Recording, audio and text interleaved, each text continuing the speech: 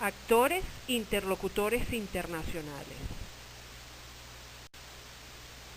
Como punto de partida, es importante considerar que hoy en día existe un debate en torno a si es posible hablar de actores o de interlocutores internacionales. El término actor nos lleva a pensar en un individuo o una colectividad que tiene el potencial de incidir en los eventos internacionales. Pero vemos a ese individuo o colectividad actuando aisladamente.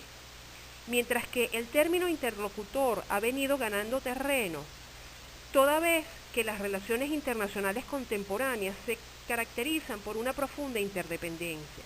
Es difícil que las acciones de una entidad o persona no estén conectadas con las acciones de otras entidades o personas, o no las afecten. En ese sentido, pareciera haber más bien redes de acción, más que protagonistas separados de las relaciones internacionales. El término interlocutores vendría a hacer referencia a esa interdependencia, a ese diálogo, por decirlo de alguna manera, que se establece o se puede establecer entre los actores internacionales. No pierdas de vista entonces estas redes de interdependencia, aunque hablemos en general de actores internacionales. Veamos tres clasificaciones de los actores internacionales. Marcel Merle, por ejemplo, nos habla de tres grandes tipos de actores: los estados, las organizaciones internacionales y las fuerzas transnacionales. Dentro de las fuerzas transnacionales, este autor ubica a las empresas transnacionales y a las organizaciones no gubernamentales. Joston Ferrigni, Carlos Guerón y Eva Guerón nos hablan de dos grandes tipos de actores: los actores estatales, que no son otra cosa que los estados, y los actores no estatales. Dentro de los actores no estatales ubican a los actores no estatales supranacionales, que vienen a ser las organizaciones internacionales, y luego hablan de los actores no estatales infranacionales, que no son otra cosa que las guerrillas o aquellos grupos que se oponen a los gobiernos establecidos en su país. Finalmente, una clasificación muy reciente es la de James Rosenau, que divide los actores en dos grandes grupos: microactores, que vienen a ser individuos, y macroactores, que son colectividades o agrupaciones de individuos. Los microactores, Rosenau los califica en tres grupos: líderes o funcionarios, ciudadanos o miembros y actores privados, mientras que a los macroactores los clasifica en cinco grandes grupos: estados, organizaciones transnacionales, subgrupos, movimientos y públicos sin líder. A nuestros fines, vamos a trabajar con una clasificación consolidada que reúne los aportes de los autores considerados anteriormente. Vamos a dividir los actores o interlocutores internacionales en dos grandes tipos: los individuos o personas actuando a título individual y los macroactores, que vienen a ser colectividades o agrupaciones de individuos. En el caso de los individuos vamos a distinguir tres grandes subtipos: los líderes o funcionarios, los ciudadanos o miembros y los actores privados. En el caso de los macroactores vamos a considerar seis grandes subtipos: los estados, las organizaciones, en donde incluimos a las organizaciones internacionales y las organizaciones no gubernamentales. En tercer lugar tendríamos las empresas transnacionales. En cuarto lugar, los subgrupos, haciendo una mención especial al caso de los infranacionales. En quinto lugar tendremos los movimientos y finalmente los públicos sin líder. Consideremos en primer lugar el caso de los individuos como actores internacionales. Conviene precisar que dentro de la teoría tradicional de las relaciones internacionales, los individuos no eran considerados como actores internacionales, fundamentalmente porque se les consideraba insignificantes o muy micro como para tener un impacto en lo internacional. Sin embargo, a lo largo de las últimas décadas hemos podido observar que eventualmente un individuo o una persona actuando a título estrictamente personal puede en efecto tener un impacto en los eventos internacionales. Para que un individuo pueda ser considerado como actor internacional, deben reunirse simultáneamente dos condiciones. En primer lugar, debe actuar a título estrictamente individual. Esto es muy importante no perderlo de vista, porque los colectivos siempre son representados por personas. Pero cuando una persona actúa en nombre de un colectivo, sea por ejemplo una ONG, un Estado o una organización internacional, en ese caso el actor es el Estado, la organización o la ONG, a quien el individuo representa. Mientras que cuando la persona obra en lo internacional por motivos estrictamente personales o por características o rasgos estrictamente individuales, en ese caso el actor es la persona o individuo. La segunda condición, que es casi una obviedad, es que las acciones de ese individuo incidan o tengan el potencial de incidir en los eventos internacionales.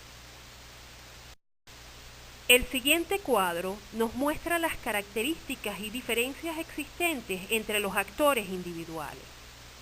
En primer lugar, tenemos el caso de los líderes o funcionarios, que son aquellos individuos que por detentar una posición de liderazgo o representatividad política pueden tener un impacto en las relaciones internacionales, pero actuando a título estrictamente individual. Un ejemplo reciente lo tenemos en el caso de Frédéric de Klerk, quien es expresidente de la nación surafricana. Frédéric de Klerk está trabajando como mediador internacional para que exista un diálogo entre el gobierno español y la banda terrorista ETA, pero él no lo hace como representante de Sudáfrica o como delegado de la política exterior surafricana, sino que lo hace por su personalidad, por su presencia internacional derivada de que ha sido presidente de un determinado país. Entonces está actuando a título individual. En segundo lugar, tenemos el caso de los ciudadanos o miembros, que son individuos que actúan desde su simple condición de ciudadanos o miembros de una determinada colectividad, por ejemplo, una ONG. Pero nuevamente recuerda que estamos hablando de personas que actúan en nombre estrictamente de sí mismos, a título individual. Un claro ejemplo de ciudadano o miembro lo tenemos recientemente en Mohamed Bouazizi, que es el ciudadano tunecino que ante las vejaciones sufridas por parte de la policía y las autoridades de su país, decidió prenderse fuego como manifestación de protesta. Y con ello desató todo un conjunto de movilizaciones que condujeron a la caída del régimen de Ben Ali en Túnez y que posteriormente se trasladaron a otros países como Egipto o Siria. Finalmente tenemos el caso de los actores privados, que son individuos que tienen capacidad de acción internacional no por su condición de liderazgo político o no desde su carácter de ciudadanos de un determinado país o miembros de una organización X, sino por el hecho de que cuentan con los recursos usualmente de carácter económico o tecnológicos como para tener un impacto en el marco de lo internacional. Un ejemplo de actor privado sería Bill Gates o un hombre como Donald Trump. Pasemos ahora a analizar el caso de los macroactores, empezando por los actores más tradicionales de las relaciones internacionales, como son los estados. Tradicionalmente, los estados han sido definidos como entidades que reúnen tres elementos esenciales: un territorio, una población asentada en ese territorio y unas instituciones de gobierno. Sin embargo, algunos autores consideran que en toda definición de Estado es importante incluir elementos adicionales, tales como la existencia de unos símbolos patrios o una moneda común, el hecho de que el Estado pueda asumir responsabilidad internacional por sus acciones, etc. Sin embargo, vamos a quedarnos con la clasificación tradicional que entiende al Estado como mínimamente compuesto por el territorio, la población y el gobierno.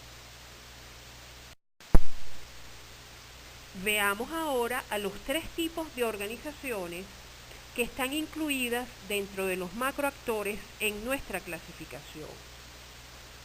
Tenemos primeramente a las organizaciones internacionales, también llamadas interestatales o intergubernamentales. Las organizaciones internacionales son asociaciones de estados que han sido constituidas a través de un tratado internacional. En este sentido, el nombre más apropiado para referirnos a este tipo de organizaciones sería realmente organizaciones interestatales, ya que en realidad a las organizaciones internacionales no las componen ni naciones ni gobiernos, sino estados.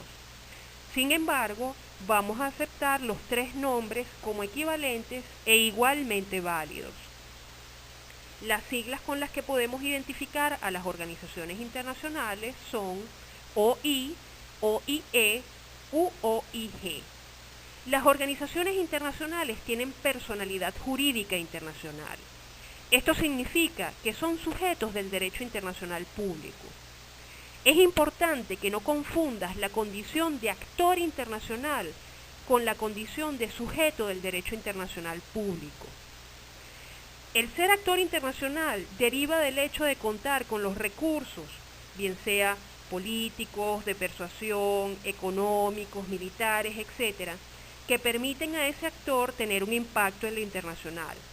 Pero la condición de personalidad jurídica o sujeto del derecho internacional público es, como su nombre lo indica, una condición jurídica. Son todas aquellas personas que son reconocidas expresamente por parte del derecho internacional. Y en nuestro caso esencialmente son dos, los estados y ahora las organizaciones internacionales o interestatales. Las organizaciones internacionales o interestatales se constituyen para que los estados puedan coordinar políticas, cooperar o integrarse. Y tienen una institucionalidad definida, tienen unos órganos de gobierno. Usualmente tienen una secretaría, un órgano plenario o asamblea general, comisiones, comités, etc. Las organizaciones no gubernamentales, a diferencia de las interestatales, son asociaciones de individuos y están constituidas además por un acto de derecho privado. Esto significa que están registradas, usualmente en un país, aunque puedan llegar a expandirse internacionalmente. Considera el ejemplo de Amnistía Internacional, que está registrada originalmente en Reino Unido, pero que se ha extendido por distintas partes del mundo. Las siglas que identifican a las organizaciones no gubernamentales son ONG. No tienen personalidad jurídica internacional, no son sujetos del derecho internacional público. Se trata de asociaciones que están basadas en una causa, en la solidaridad, por lo tanto no tienen fines de lucro. En eso son semejantes a las organizaciones internacionales. Y tienen una organización interna o unos órganos institucionales y administrativos, directores, voceros, representantes, etc.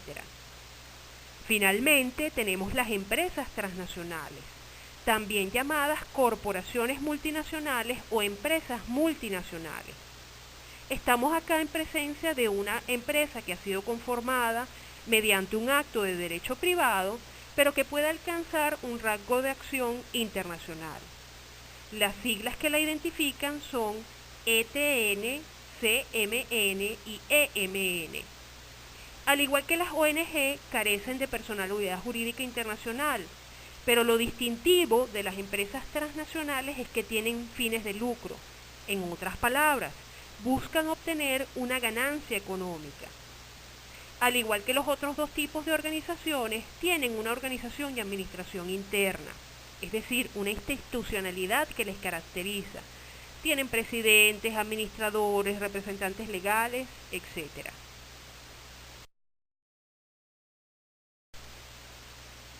Veamos ahora qué entenderemos por subgrupos.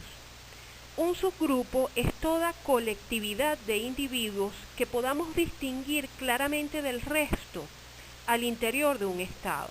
Es decir, es un conjunto de individuos que por razones étnicas, políticas, culturales, económicas, etc., pueden ser claramente diferenciados del resto de las personas que están ubicadas en ese estado. Por ejemplo, los catalanes conforman un subgrupo dentro de España. Tienen una cultura, un idioma y habitan una región particular dentro de ese país. Los partidos políticos también son subgrupos, el Partido Popular en España o el PSUV en Venezuela. En el caso de nuestro país, la etnia wayuu, que es un conjunto de individuos que comparten unos rasgos étnico-culturales, también constituyen un subgrupo en el marco de la población venezolana. Un caso particular de los subgrupos, atendiendo a los aportes de Ferrín Higuerón, vendría dado por el caso de los infranacionales o las guerrillas, que son aquellos grupos armados dentro de un estado que luchan contra el gobierno establecido para hacerse con el poder. Veamos finalmente el caso de los movimientos y públicos sin líder, que son dos categorías muy novedosas que debemos al trabajo de James Rosenau. Los movimientos son aquellas colectividades transnacionales de individuos que se identifican con una determinada causa. El solo hecho de adscribirse a esa causa basta para que uno sea parte del movimiento. Por lo tanto, son entidades muy laxas. No hay una organización definida, no hay que inscribirse en el movimiento para ser parte de él. Con que yo me proclame seguidora de un conjunto de creencias o de valores, ya soy parte de esas creencias o valores que caracterizan a ese movimiento. Los movimientos son duraderos, se basan en un conjunto de valores que persisten en el tiempo. Carecen por completo de organización interna, no tienen ningún tipo de presidente o de director, aunque eventualmente pueden tener algunos líderes identificables, personas o voceros de ese movimiento que se puedan destacar a nivel internacional. Pero no se trata de líderes que estén allí porque ostenten un cargo, sino porque destacan en uno o en otro momento, e incluso estos líderes pueden variar o cambiar en el tiempo. Un ejemplo es el movimiento ambientalista internacional. Por el solo hecho de yo decir que yo protejo el medio ambiente y que estoy a favor de la ecología, ya soy parte de ese movimiento que está presente en distintas partes del mundo. ¿Qué son los públicos sin líder? Los públicos sin líder son agrupaciones espontáneas de individuos dentro de un estado o también a nivel transnacional que protestan o exigen un conjunto de reivindicaciones. Esto es un elemento característico de los públicos sin líderes. Hay una protesta o una exigencia de por medio. Los públicos sin líder son transitorios o coyunturales, suelen durar muy poco tiempo, carecen por completo de organización interna y no tienen liderazgos definidos ni personas identificables que podamos atribuir como líderes de esos públicos sin líder. De allí el nombre que Rosenau les concede de públicos sin líder. Son masas de personas.